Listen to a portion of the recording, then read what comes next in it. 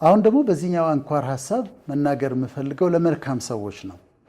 መልካም ናችሁ? አዎ። መልካም ስታደርጉ ነበረ።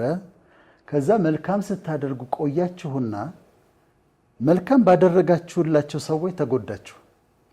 ለምሳሌ የምትሰሩትን ስራ አንድ ሰውን አለማመዳችሁት፣ የምትሰሩትን ቢዝነስ አለማመዳችሁት እንበል። ካለማመዳችሁት በኋላ አድጎ ከናንተ ጋር ተፎካካሪ ሆኖ እናንተን የሚጎዳ ነገር አደረገ።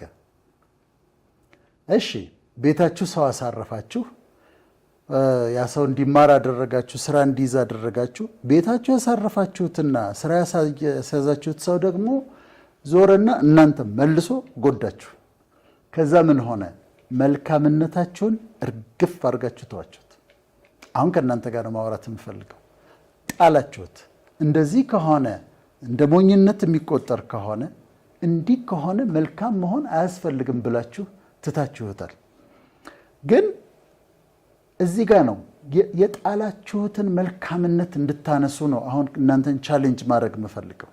ምንም እንኳን ሰዎች ቢጎዷችሁ መልካምነታችሁ ልትተውት አይገባም። ያን አውቃለሁ፣ ይገባኛል። ግን በጥበብ በእውቀት በማስተዋል ሞኝ ሳትሆኑ በየዋህነት፣ በሞኝነትና በየዋህነት መካከል ልዩነት አለ።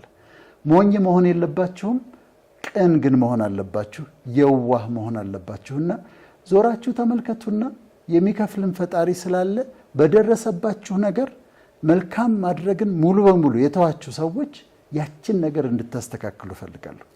ወደ መልካምነታችሁ እንድትመለሱ እፈልጋለሁ። እኔም ገጥሞኝ ያውቃል። መልካም አድርጌ መልካም ያደረግኩለት ሰው ጎርቶኝ ያውቃል።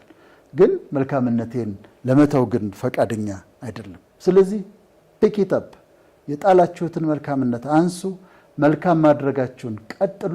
መልካም ያደረጋችሁት ሰው ቢጎዳችሁ ደግሞ ከላይ ከሰማይ ደሞዛችሁን ስለምታገኙ፣ ክፍያችሁን ስለምታገኙ መልካምነትን አትተውት፣ በፍጹም አትተውት፣ አትጣሉት። የጣላችሁትም ደግሞ ከጣላችሁበት ቦታ አንሱት። ይሄ ነው መልእክቴ። አመሰግናለሁ።